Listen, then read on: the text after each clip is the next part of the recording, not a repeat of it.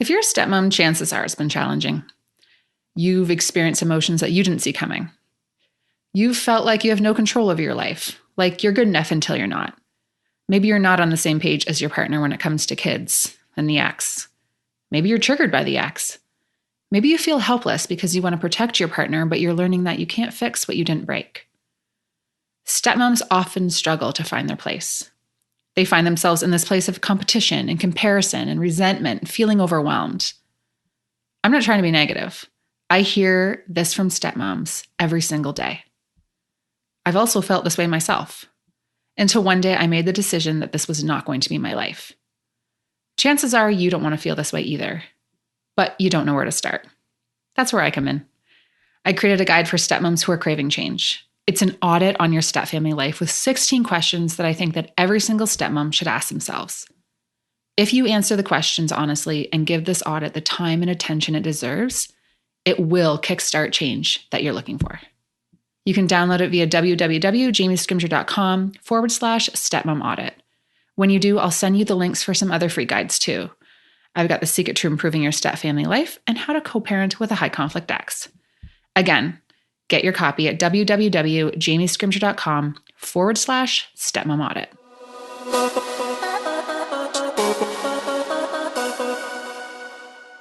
Hello. Welcome back to the podcast. How are you guys? Like, seriously, how are you? When is the last time you stopped and asked yourself that question? How are you doing? I'm going to be straight with you. Lately, I've felt kind of and overwhelmed.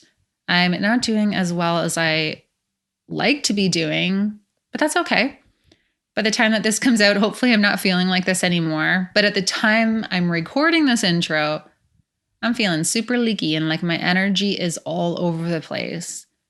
It's like I'm scrambling and unorganized and I have too much on my plate, which we've all been there, right? It's just what happens when you're a mom or a stepmom or just actually anyone. It happens to people all the time. And I'm not feeling this way in a terrible way. I just am feeling the need for a regroup and to declutter.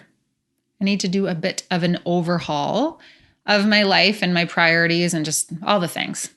Blah, blah, blah.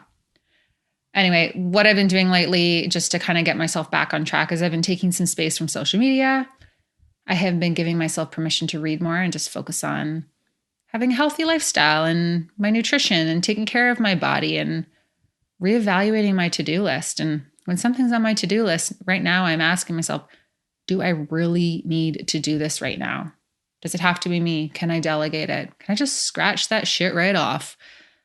Yeah, so it feels good. It's working. And I don't know if this is something that I'm actually supposed to say out loud or not, but I'm going to say it anyway. I have been feeling like something big is coming or like there's this transition coming up. I don't know. I just have a feeling that there's about to be a big shift. And I'm not quite sure what it is, but right now I'm in this headspace where I'm trying to get everything together and organized so that I'm prepared for whatever it is. Just Operation Get Your Shit Together, Jamie, which, you know what, I'm going to share more about the operation and what I'm doing right now just to get realigned in an upcoming episode. But actually, this episode is super fitting for where my head is at right now because it's all about meal planning and managing life as a busy mom and creating systems in the kitchen, among other things. And it just really, really fits with that whole getting organized, getting it together, regrouping mentality. So today's guest is Tori Wesszer of Fraiche Nutrition. Yeah, I know. I'm so pumped to have her on the show. Chances are you know who she is. Chances are Tori does not need an introduction, but I'm going to do one anyway because we need to shout out this awesome mama for everything that she is doing for her online community. She truly is amazing. So Tori is a proud mom of 2 boys. She is the best-selling author of the cookbook, Fresh Food, Full Hearts, that she co-authored with her cousin Jillian Harris. She's a nutritionist and the creator of a personal brand, Fraiche Nutrition. She has such a beautiful site, guys. Now, my favorite episodes are the ones where I feel like I'm just sitting down and talking with a girlfriend, and this one felt like that for me. Tori is just so kind and so sweet and so real, and I'm just really, really excited for you to listen to this. Now, be sure to listen to the end because we are actually announcing a giveaway, a game-changing resource created by Tori that is going to help you with your own meal planning, nutrition, and kitchen organization. It is so amazing. Can't wait to share all of this with you. Let's dive in.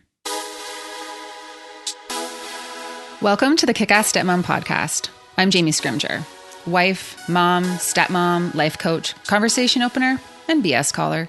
7 years ago, I found myself sitting on the bathroom floor with a glass of wine, bawling my eyes out, wondering what the heck I was thinking, marrying a man with 3 kids and an ex-wife.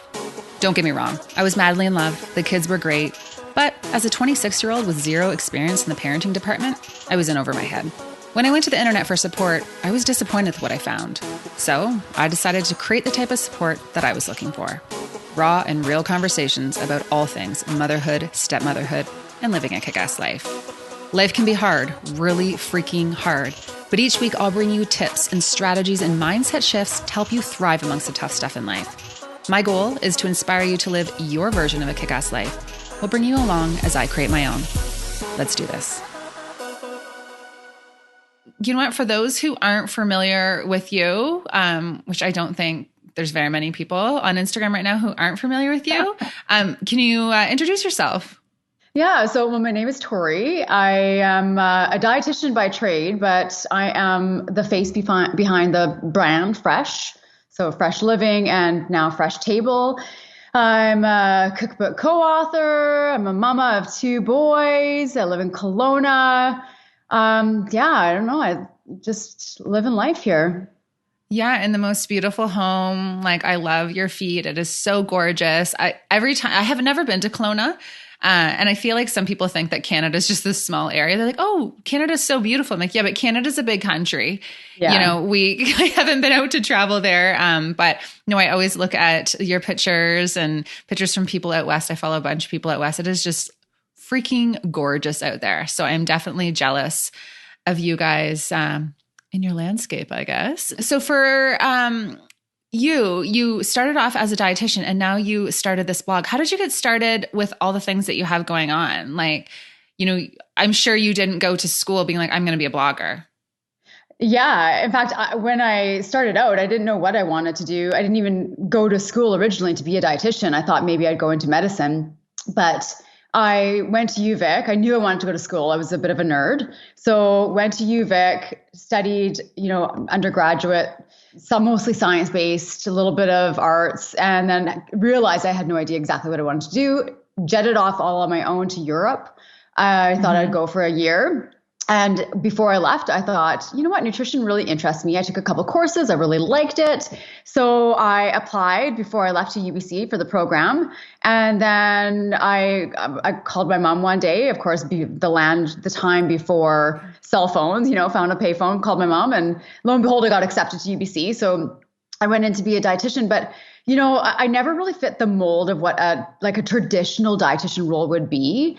And I interned under a dietitian, Patricia Chewy, who is very entrepreneurial. And for me, it was the closest thing that I could get to actually I'm like, oh, this exists. So it was married business and nutrition. I loved it. And right off the hop after graduating, I got a sales job actually. So I worked for 16 years in sales for a nutrition company. And It was wonderful. It was on paper, it was honestly, it was such a great job. I would have looked crazy to leave it, but there was always just something inside me that was just wanting something different, wanting something more, not feeling like that was what my calling was. So in between then and what I'm doing now, Jillian, my cousin, and I started up a business. So we started up off the side of my desk a business called Charlie Ford Vintage, named after my firstborn son. And it was an antique company, selling antiques online. It was amazing and beautiful and a whirlwind. And it basically went from 0 to 100 and then back down. We folded it within a year. So we kind of dusted ourselves back off after that failure. I'm so proud of it now. I feel like it's made me much more successful in my business now. And so then I was back to my day job and still feeling the same way, still feeling like I wasn't doing what I was supposed to be doing. And at that point I was thinking about, okay, well, what am I really good at? Okay, clearly not selling antiques. So,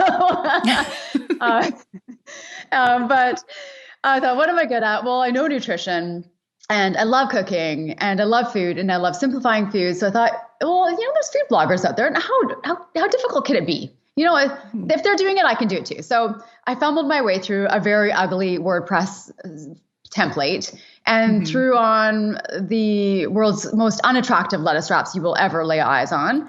And there we go. That was the start of my blog. I was like, embracing that imperfect action is better than perfect inaction. So that's kind of how I got started.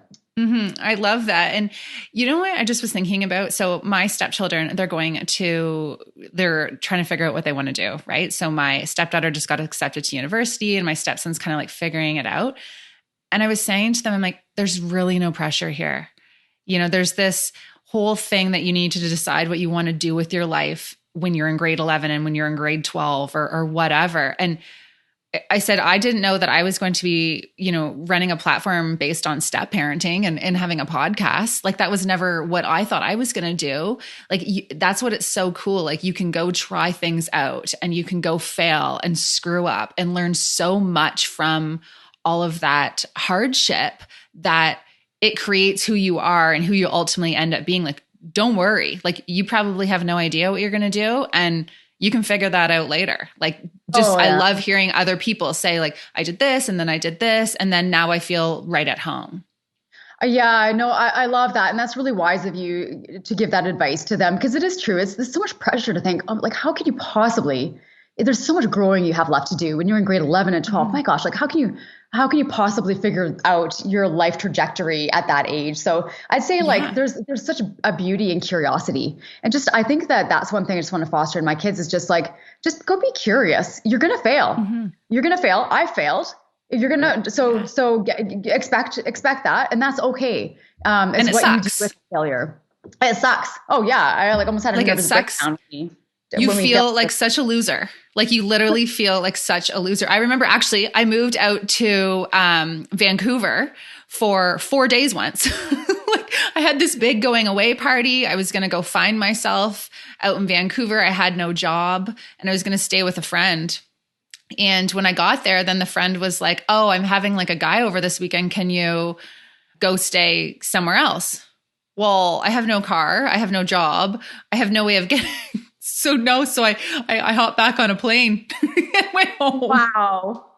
And went home. And I felt like such a loser in my dad's basement for the longest time because I'd given up my apartment and given up all the things I thought was going for me. But it's like, I'm so glad that happened because it put me on the path that I'm at now. So, that's what we should tell our kids. You will feel like a loser sitting in a basement at some point in time in your life.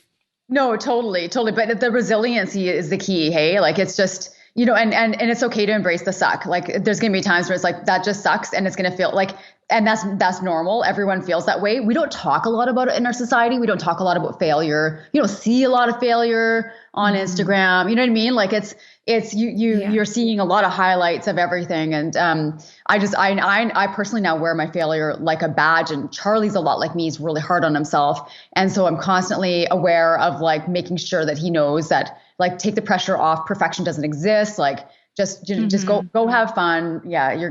You are going to fail, but that's life. Yeah.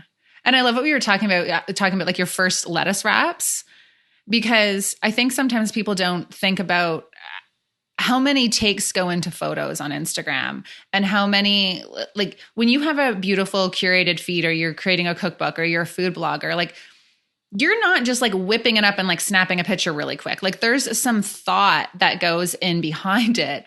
And that's why I also like you show the behind the scenes of setting everything up and like just the work that goes into creating this content. Like that's not actually what it looks like. Yeah, no, it's true. And I'd say like those lettuce wraps were an example of not a lot of thought put into it. And like, if you want to see what a food blog, I think I've taken them down. We redid them now, but I left them up for the longest time as a reminder of where I started and then where I've come. But yeah, it's ridiculous. Like, I don't feel like I need to bog people down with I think it's good to see the behind the scenes, like, because it does give an appreciation of the work that goes into it. And any blogger that's putting love and their heart and soul into what they're doing. Yeah. I mean, yourself included. Like there is like the amount of behind the scenes work that it takes to put a blog up, to get a podcast together. Like these things are they're labors of love, and they do take a lot of energy. So I do like to show the behind the scenes just to give people, a snippet of like, there's some effort put into it, and we do it for them. We do it so that we can hopefully curate the most beautiful, inspiring, easy experience for people, so that they're like, oh, like I just look at the pictures and I follow A, B, and C, and like, that's how you do it. Okay, perfect. Mm-hmm. Yeah. And we'll dive into more about your food plan or your meal planning ebook later, but I downloaded it and I made the chicken, like the stuffed chicken, stuffed chicken. Oh my gosh, so freaking good. Even my husband's like, where did you get this recipe from? I was like, it does not look the way that her picture looks, but it tastes good too. Like that doesn't matter. It tastes good. It doesn't look like hers, but it tastes like hers, I'm sure. So thank you for all of those simple recipes. And that's what I really love about your platform, because it's not complicated. And I feel like sometimes when I go to, I buy a cookbook or I get recipes or something, it's like, it's complicated. And there's all of these extra ingredients and you're just like, I don't even know what the hell that is, right? Let alone have it in my cupboard. But, you really talk about setting the foundation for, planning your week or, planning your meals for the week. Can you talk about your tips and strategies for that? Because they really are game changing. And I think that a lot of moms and stepmoms are really struggling in terms of like just getting those systems in place so that you can not feel overwhelmed or bogged down by mealtime. Yeah, it's honestly that what you just said is why we created the meal plan. And it's why we're investing almost all of our energy into it right now, into creating something more sustainable. So first of all, thank you for downloading that. That means a lot to me. Well, thank you for the chicken. Yeah, my pleasure. Yeah, my pleasure. But yeah, it's a challenge. Like the whole what's for dinner question. And I've been there. I'm not saying I'm immune to that. Like when you're like, it's 5:30 or 6:00 and this has happened to, I'm sure almost everyone, unless you have like ninja, organization skills. But yeah, well, if 6:00 rolls around, what's for dinner? You're like, damn it. I have like this and this, but not enough to make this and this. And you're like, all of a sudden you're in tears calling Pizza Hut because you're feeling so frustrated. And so, that is why we created the meal plan, which we'll get to. But I think planning is the key, and it's kind of so boring, but like it's the true story. Like if you are trying to go on the fly and you're going to buy, you just go to do your grocery shop without an actual strategy, you are going to pick up a whole bunch of stuff you probably don't need. You're probably going to end up throwing out a lot of that kind of stuff, and you're not going to probably have enough stuff or the right stuff for a cohesive meal. So that's one thing. Like I have like a little, it's a dry erase menu planner that I work with. And it just plans it out. So it's very obvious to me. I sit down, it's beautiful. So I like using beautiful things. And so it's just very simple. And I just write down the meals, and then I have an app that I have my grocery list on, and I just create the grocery list. And then I go with a plan to do my grocery shopping, and hopefully once a week, so that you're not going, every day to go pick up that last ingredient that you would have forgotten. So I think the planning aspect is really key. And then just figuring out, meals that can be versatile. So for instance, like maybe you have tacos one day, but that can be transformed into a taco salad for lunch, or breakfast burritos. So thinking about those meals that you can rejig to save your life and transform into other meals. I like leftovers, but I mean, not everyone does. And but there's a plan for the leftovers. That's what I thought was really good about the meal plan, in that, I was going through the week. I was like, oh, okay, so then that's for lunch tomorrow. I said, well, that is just, it seems so obvious when you read it. Like you plan your leftovers and like plan your next day based on like what's in your fridge. Like, yeah, but we don't think like that, right? So typically the leftovers just go into the garbage a couple of days later when no one actually eats them, and then it's just an annoying thing in your fridge. But when you have a plan, it's just so much easier. Yeah. And all the recipes, whether it's for the blog or whether it's for the meal plan, what I guess I asked the team this, I'm like, I'm the only one with children, except for my sister-in-law works with me.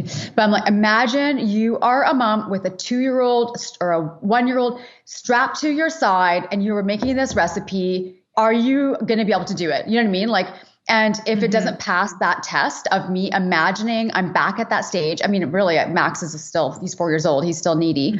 And being able to pull a dinner off without too many brain cells, without, like too many great, crazy ingredients that you can't pronounce, like, and then it doesn't make the cut. Or I'm like, this 3 steps are unnecessary. Like that can be condensed into 1 step. Like, let's make it easy. Let's make it healthy. Let's simplify it. So it's always down to the lowest common denominator. And that's kind of like that's the goal for all of our recipes and everything that we do. So it's hopefully achievable and attainable, because I think when you take the stress out of eating, it's actually really enjoyable. But the stress comes with like actually planning and getting the food on the table. It's like, it's a thing. And you also have the pantry list, which I thought was really good. So this is what you need to stock your pantry. Like, to me, like, I didn't grow up. My dad kind of took care of the cooking. Like, we just kind of like ate meat and potatoes and whatever he would barbecue that night. Like we didn't have, there was no stocked pantry really.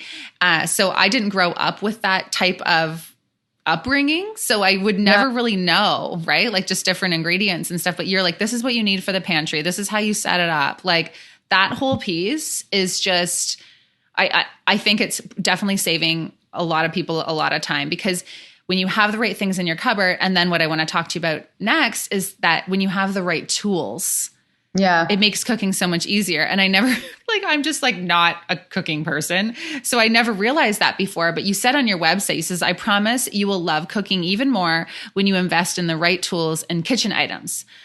Yeah. So why does that matter so much? Well, it's funny because it sounds like a sales pitch, and it really isn't. It's I have no vested interest in it, but I will say, okay, so if you've ever tried cooking with like a really crappy knife, you'll kind of get what I'm saying. Like, and I've cooked with a lot of crappy knives in my time. It's like there's something about getting a few right tools. You don't have to have all the gadgets. I think I'm not a big gadget person. I like having just like the right tool for the right job. But the right tools really will elevate your cooking experience. It will make it easier, which is the whole point of it. It will make it safer, something like the sharp knife versus a dull knife.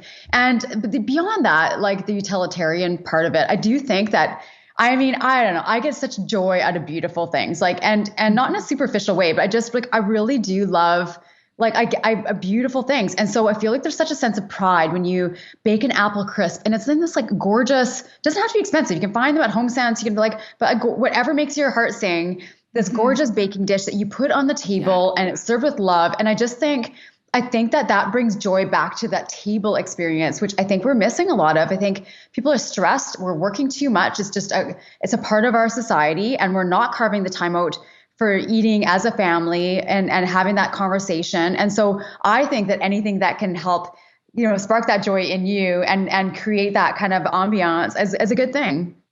Yeah, I love it. And the vibe of your space and the vibe of your table and just the cooking experience, it really does affect the whole vibe of your home, right? And like what that mealtime feels like. So I totally, totally agree. Now, my sister is going to laugh when she hears this episode, because she's going to be like, Jamie, your knives suck. Every time they come to our house, they're like, sharpen your knives. So if there's anything, like, obviously, actually, we just went to Walmart and ended up getting a lot of kitchen stuff for our cottage. And I was like, wow, like, you don't have to go spend a lot of money. There's some really good, cheap stuff out there.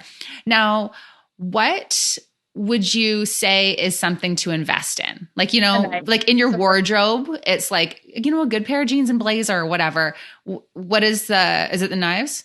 It's the knife. I'm sorry. Yeah. Yeah, it's okay. Yeah, I need them. And they're expensive. But I think honestly, if you were to invest in one good thing in your kitchen, just a knife and maybe a good pot, but a knife is like a good chef's knife.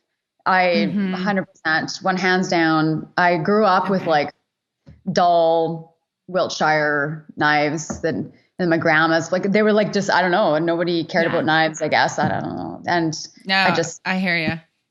Sorry. Yeah. They're a bit of an investment, but you'll have them forever. So Okay. Yeah. But you have to sharpen them. Don't put them in a dishwasher. You have to treat them Oh with yeah, love. All the you things. Yeah. do. Yeah, you have to hand Yeah. wash them. Don't let them touch other metal. Yeah, Charles, my husband, is a bit of he's like really finicky about our knives. I don't like sharpening knives. It's just really, I'm clumsy enough. I feel like it's just not a Yeah. good situation. It's So like, you can yeah. take, yeah, anyway, but yeah, a knife. Okay. I'm on it. I'm on it. And you know what? I will, I'll shoot you a message and show you. You'll be proud. I'm going to invest in some knives. I love it. I Now, love it. so a couple of years back, and this is the time that I actually was really like, I'm connecting with Tori here. Like I really like, when you watch someone's Insta story and you're like, okay, yeah, like this is like real. You were sitting in your car and you were talking about how you and your husband were going to go to therapy. And you were just saying, things are a little tough right now. And we've decided to go to therapy and we're working on our marriage. And you were just so open about it. And it kind of surprised me, to be quite honest. I was like, oh, I didn't see that coming in the story. Why did you think that it was so important to share that? Because, well, obviously marriage is hard and we all know that behind the scenes, but I feel like we still don't talk about how challenging it can be sometimes. Yeah, so true. It's so true. Well, what's interesting is that day, so we were sitting there. It was just after we had walked out of a marriage counseling session. And ironically, someone had messaged me, DM'd me, saying, your life is so perfect, blah, blah, blah, something like that. I was like, oh, stop the press. I was like, oh, shit. And like, we gotta clear some things up here. Hey, no one's life is perfect. And hi, I'm in a parking lot and we just went to marriage counseling. So I thought, you know what, this is a great time. Like every time I get something like that, I'm like, oh, my knee-jerk reaction is like, I'm so sorry I gave you that impression. Like my life, no one's life is perfect. So please, like, pretty please drop that. Like the comparison is the thief of joy, and you don't see someone's full life on Instagram. I think it's very rare that you would see, for very logical reasons as well. But anyway, well, you're not going to be in a blowout with your partner and be like, turn on your Instagram stories, right? Well, like you're not. there's things that are private in this life too. Yeah. Like I think it's this careful balance of like showing your vulnerability and showing, and I'm an open book. I'll talk about anything in my life. But I don't always like drag people right through the weeds of it because because it feels a little bit unnecessary, messy, and like I don't feel like people really want to see someone like literally having a full on breakdown. I've seen it happen on Instagram. I'm just like, oh, like that was a moment that you just, like those happen. I have those, but like maybe you keep that to yourself. I don't know. Like I feel like, but that's my own personal thing. But I feel like it's really is appropriate to share the fact that these things happen. So for me personally, I feel like each to his own, and I'm really happy that people want to share more if they do. For me personally, I do have we have tough conversations. We have difficult times in our marriage, but I just, like you said, when I'm going through that time, I don't turn on my camera. That feels like a time for me to turn inwards and to work through it. But at that time, Charles and I, we, like most couples, I'd say, have gone through tough times, and having kids puts a major stress on your relationship. Money problems puts stresses on your relationships. Work and like busy schedules does that too. And like, obviously with all the stress going on in the world right now with COVID. So, I don't know, it inspired me to probably open up about it again. But yeah, we were going through a tough time. And my mom always, when we grew up, when we went through a tough time, we're like, okay, let's pack up our bags. We're going to counseling. And like away we would go. And even if the counselor kind of sucked, it still helped us open up and talk about things so that we're not bottling things up and needing like major therapy down the road. Yeah, I love therapy. I talk about it openly on my platform. Like I love going to therapy. I love working through like stuff from your childhood, things you're going through now, just having that outside perspective for someone to even say, hey, have you looked at it this way? Or do you think you're doing this because this is what you need, right? Just that safe place to go and just lay it all out. It's, I don't know. I love therapy. I think that I really wish we could lose the stigma, and I think it's getting better, but I think all couples should go to therapy. In fact, I was saying to Darren, he's like, let's go to therapy. He's like, well, what's wrong? I said, nothing's wrong, but how good could things be? Yeah. He's like, well, you don't think they're good? No, I think they're good, but like how good we could just go talk about our feelings. And so anyway, he was like, yeah, I'd be open to it. It's good. But I love what you're saying there about, when you have a platform and when you're sharing your life online, there becomes this fine balance between sharing it all and feeling like you need to document your day to day. And at the end of the day, it is also a business. But when your business is your personal life and it's a personal brand, it becomes this like, it's really muddy, right? Yeah. It's hard to find those boundaries. And that's what I feel like people do need to understand when they're following people online and have this expectation on what they say when they show up. Because we're just trying to live and be present in the moment and process our moments. And then there's almost that pressure to share the moment too. Well, you kind of sometimes miss the moment when you're sharing it as well. You know, you're not really present. You're trying to think about, you know, sharing it with the world, to be quite frank. So there is that balance as well. And, you know, as a mom, like it's, you know, you want to have, I've realized I don't take that many videos because I'm always videoing, but they're in 15-second increments. You know what I mean? Like it's like, oh, gee, is that how I want to capture things too? So I don't know, it is a fine balance. I'm feel very blessed that I get to do what I do for work, and that I feel blessed or honored that even one person would follow me. So I'm really, I take that seriously, and I feel very grateful. There is a fine balance, and I think that you do have to, like, it becomes a bit addictive, you know, the whole like the whole social media thing, and you do have to check yourself in a lot. And yeah, I think it's, you know, I wish there was less judgment. Seems to be a lot of heaviness, a lot of judgment, the heaviness for good reasons, because there's heavy things going on in the world, but very quick to judge. And, you know, I don't want to see a ton of it on my platform. I won't lie, but I just see it everywhere. And I think we just have to give all of ourselves, everyone, some grace, you know? Yeah. I think a lot of people right now feel like they don't know if they can say anything, and they don't know what to say or how to say it or how to process it. And if they don't say anything at all, then they're not participating. It's just, it's a difficult time to know kind of how to navigate that online platform, because people are so quick to judge and, you know, sending messages. And I don't get a lot of it on my platform either, but you do see it and you're just like, whoa, you know, that person is a person. Like they just read that message, right? Like they just got that email, and they're just a human being with emotions, and everyone's just like going through their journey and figuring things out. And it's just a slippery slope for sure. Yeah, agreed. So you have 2 boys, and I would love to dive into your parenting values around raising boys, especially in our world right now. And, you know, the home that you have, you obviously really love the vibe of the home and creating those traditions and, you know, the wholesome meals and family time and all of that. But when it comes down to, you know, raising these boys, like what are your core parenting values? Yeah. So I have 2 boys. Charlie's almost 9 and Max is almost 5. And, you know, I think they're very different kids. First of all, they couldn't be more different, which I love. It is such an entertaining experience, but I think, you know, my first and foremost is kindness and compassion, because I feel like that's what the world needs more of. And I love instilling that in them, and, you know, showing them hopefully and giving them experiences that show the value of kindness and compassion, whether it's, you know, bringing an elderly person some flowers, holding a door open, you know, reciprocating, you know, so I guess this would be like politeness as well. But like, you know, if someone asks you how you are, it's like, and how are they? You know what I mean? Like just giving them those social skills.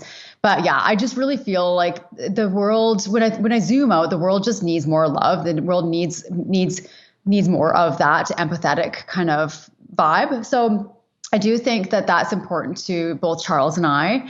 And I think just giving them the space to be their own little selves. You know, it's interesting because you go into parenting with expectations, and they're all blown out the water when you have kids. You're like, you know, I used to think that you have this baby and then you like kind of mold it into, you know, the person that you think, this is when I was a lot younger, that they're going to be, and then you create, it's like, hell no. Like you have a kid, they're born the way they're born, and you can help, you know, guide them. But ultimately, I just want to be that person that allows them to grow into who they want to grow into, and giving them that space to like, and be curious and to follow their own true passions, and not to try to people please anyone else or myself. So I don't want them to be doing something because it makes me happy, which Max won't care, but Charlie will, you know. Max is like, yeah, that's great. Good for you, Mom. I'm doing what I want. I can see that already. But yeah, I just think there's so much pressure these days. Talking about that whole comparison game to have your kid in like 15 different sports, and if they're not like fluent in 3 languages, and and sailing and racing downhill skiing competitively by the age of 5, that maybe you're failing as a parent. And it's just I've tried so hard to like just to reprogram my brain. It's like, we don't have to always, first of all, be that busy. And I think that whole idea of giving them space to be quote unquote bored, to let them just like kind of like play and explore and like make up stuff is really important. So, but I'm kind of like, I'm such a go-getter myself that I find myself really falling prey a lot of times to be like, no, we're like, we've got to get them. Okay. We've got to get them in this and this. And maybe, okay, so Charlie's really good at math, and maybe I should put him in something advanced. And Charles is like, slow down. Like, he's like, just like, stop the press. Like, he's like, just like, no, like, they're fine. They're okay. Like, let's just go camping and pack our schedule. You know what I mean? And they're going to be fine. And that was a huge lesson for me during COVID, because we have the 4 kids, right? And we would have, competitive hockey. So there were times when we would have 13 ice times in a week. It was insane, because there's like 3 kids in hockey, and it's getting better now because the older 2 have their licenses. So they're kind of doing their own thing, which is crazy, but also takes a bit of the taxi duty off. But when COVID hit, I was like, we haven't just had nights where we're not going anywhere, where we're not doing anything. And when we have time to just have those family meals. And I do think that's been a huge, plus side of COVID, is everyone's realizing like, whoa, we were all like going so fast and we're so busy doing all the things. Like, it's good to just dial it back a little bit. So I love that you're saying that. I'm going to like record that part, because sometimes I can get caught up and I'm like, oh, we need to get her in this. We need to get her in that. So yeah, it's hard. Yeah. Charles grew up with like very little money. They grew up, their parents came from Hungary and really came over with nothing, like the shirts on their backs kind of thing. And so his perspective is just very different. For him, it was just, as long as they had good food on the table and his parents had some homemade wine in their cup and like some music playing, they were just happy. So his frame of reference is very like, I had a good childhood and I had very little, material things and experiences. And he's still a very well-rounded person and very happy. Yeah. So it's interesting how people can be married and they have 2 different childhoods and different experiences and value different things as parents. Because Darren and I are the same. There's things that he had that I didn't, and vice versa. And his parents were really involved in a lot of things. And my dad was kind of like, you got it, kid, like off you go. And just those different, how it comes into the way that you parent your kids, right? And the way you're like, no, this is important because this taught me this. And then they're like, well, no, actually I learned that too. There is no one right way to parent. And I think that's where we all get caught up too, thinking, oh, it needs to be done this way. This is what a good mom does. And it's like, the kids are going to have natural consequences. They're going to follow their own heart. They're going to like figure out their stuff. Like, I think a lot of parents, we all just need to chill. I agree. And I have mom guilt all the time for working. I think I'm like, oh man, like my mom's like, you work so hard. You're going to look back and regret this time. And I'm like, oh God, she's right. Like, but then it's like, well, I love what I'm doing. It's like, and I it's just such a balance of like trying and they're going to be fine. They're in like, they're with their friends or they're in activities or they're like, it's not like they're traumatized by the fact that I'm not with them 24/7. You know what I mean? And I do love that I'm showing them like I have my own stuff going on and I want you one day to have, like it's important to like to have those roles for me, at least, where I'm like, I'm a mom, but I'm also passionate about solving these problems for people and doing this my own thing. And so outside of being a mom. So it is interesting, but yeah, it is. I'm having to talk myself off that mom guilt ledge, like a lot. And I'm sure I know I'm not the only one. It's just, it's like that conundrum of being a working mom. Yeah, I have that too. I think every mom has it. And I do think it's also in like the entrepreneurial space too. When you could work all day and all night. I'm sure you could, right? Yes. Sometimes I do. Sometimes I do too. I love what I do though. like, even last weekend, and I was saying this before, I had I was like, I'm going to take the weekend off. I'm going to unplug. I'm not going to do anything. And then it's Saturday morning and Darren comes down. I end up getting up at like 6:00 in the morning. He's like, what are you doing? I said, I'm just revamping my website. He's like, what? Like, you were going to take the weekend off. I'm like, well, this isn't working. Like, this is actually, I love doing this. Like, this is me kind of like puttering around on a Saturday morning. He's like, oh my gosh. But I think it's important for our kids to see you create something out of nothing and how hard you work and how passionate you are. And like, I think that's good for them. Even though we feel that guilt, I think that, at the end of the day, they're going to see what you can create out of nothing. And that's huge. And I think that's kind of the way the world's going, right? Like, there's a lot more entrepreneurs and there's so many endless opportunities. Like, you want to make a job out of something, you can make a job out of something. Like, you just Google it.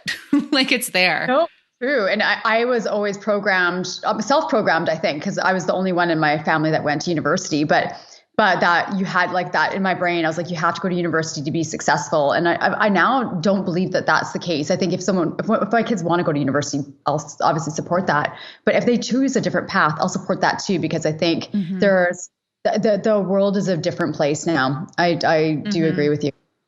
100%. So Tori, what's next for you? What do you got going on right now? Yeah. It's same thing. Like, I love I just wish that I didn't need to sleep, or that there were more hours in a day like everyone else. But I'm so lucky I get to do a second cookbook. So we have a first cookbook that my cousin Jillian and I did, Fresh Food, Full Hearts. And we got approached by our publisher to do a second one, more everyday kind of cooking, which is my jam as well. The first one is more celebrations. So we are working on that. We are kind of almost halfway through recipe developing and photographing that, which is exciting. So we just did that earlier this week.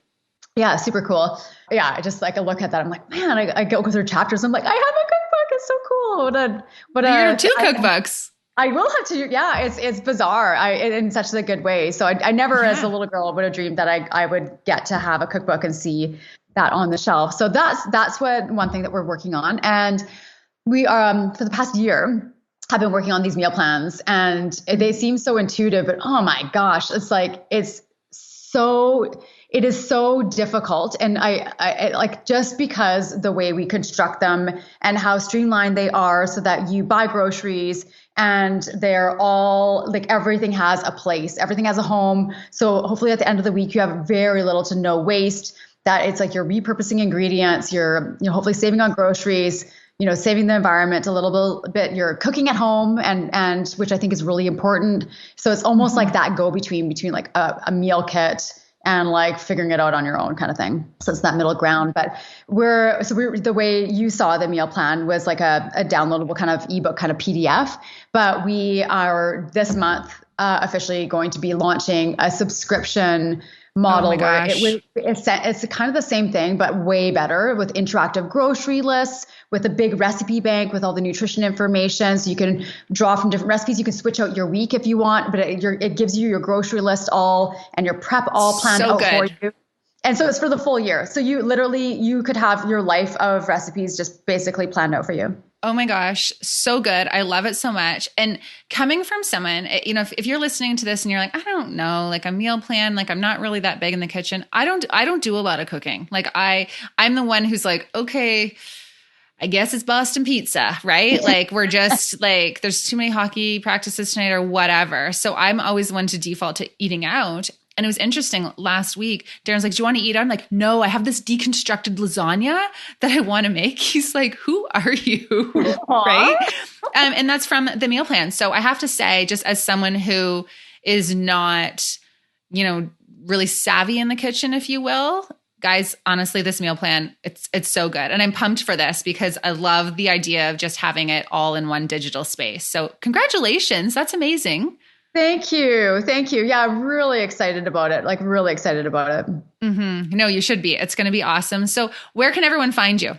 Yeah. So we're on Instagram at Fraiche Living, but spelt the French way, just to complicate life a little bit. So FRAICHE Living. And we have a new Instagram handle for Fresh Table, which is our new meal plan. So that is at Fresh Table, spelled the same way with fresh. And then for our blog, we are fraicheliving.com, and the soon-to-be meal plan is fraichetible.com. So good. So simple. Love it. Thank you so much, Tori. You are truly a treat. I totally appreciate your time. I know that everyone is going to love this conversation. Oh, thank you for having me, Jamie. It means a lot to me. Great to chat with you.